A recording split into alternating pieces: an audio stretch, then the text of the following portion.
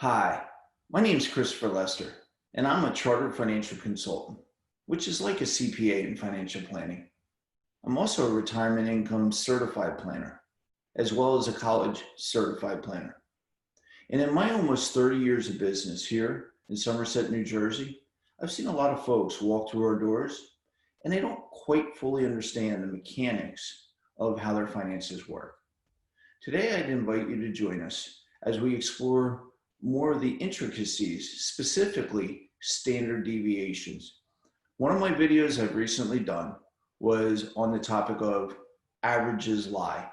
Well, this is a deeper dive into helping you to understand how using averages in long-term planning can have a negative impact on your overall financial health. Today, our topic will be standard deviation versus the mean. I recently did a video on why averages lie. At the end of the day, if you started zero and ended zero over a period of time, your average rate of return might say 25%, but your actual return is 0%.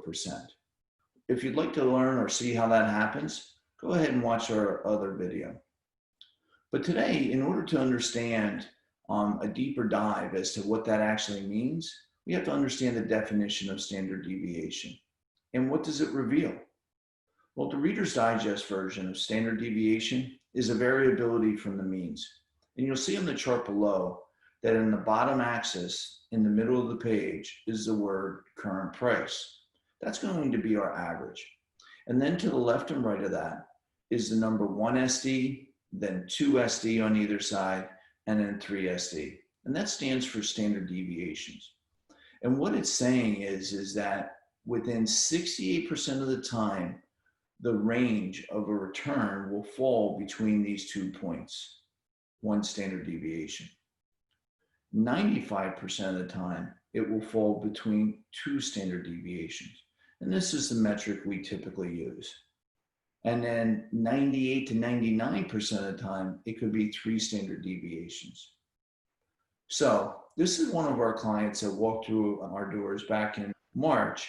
And, for confidentiality purposes, obviously we're not sharing their name, but what I want you to understand is that in the lower right-hand corner, the risk that this client was taking at 61 years old, although getting an average return of 12%, they had a standard deviation of 21%.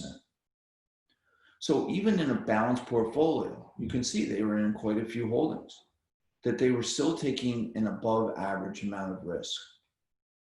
So in the upper left-hand corner is the symbol sigma, which stands for standard deviation in the financial world. And now we're applying some math to the graph that I had shown you earlier.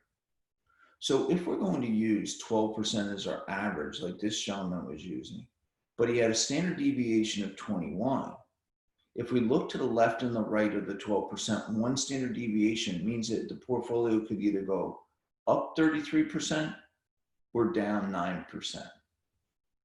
And then, like I said, the metrics that we like to use is that the portfolio could go 2 standard deviations or up 54% or down 30%.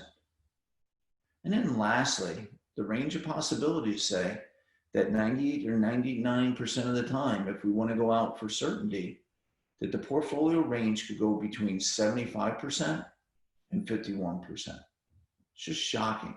And most people don't look at their portfolio in this fashion. What they'll typically do is they'll get their annual statement or maybe their quarterly updates, and they'll pull out their average rate of returns of the plan's holdings.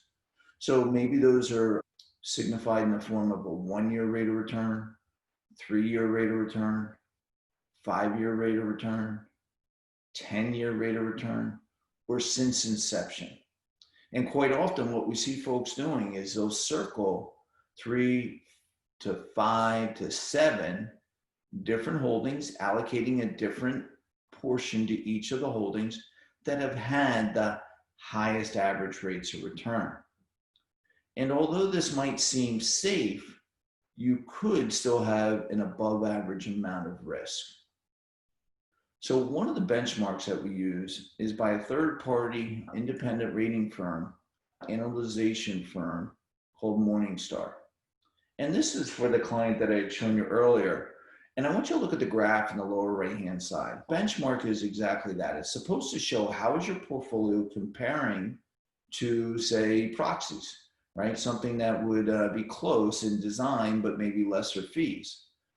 And this gentleman's portfolio is actually doing pretty well. But I want you to see something, because I thought that a picture tells 1,000 words. So if you look there, for 10 years, he's chugging along, things are fine. And it spiked up in 2018. Did very well, just took off. But then you can see that it fell off a cliff here back in March. And that's something that he noticed. And as we did the analyzation, we pointed out the amount of standard deviation in his portfolio. So, logically, if we could receive a reasonable rate of return and reduce our risk, is there any reason that we wouldn't want to do so?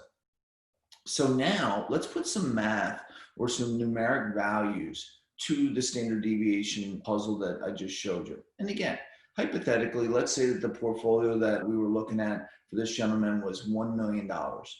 And as they were approaching retirement, they were getting 12% average. And you're high-fiving your significant other and going, aren't we doing well? We're going to have, smooth sailing and pina coladas into retirement.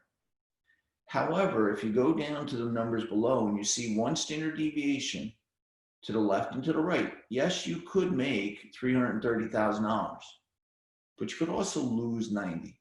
And that happens 68% of the time.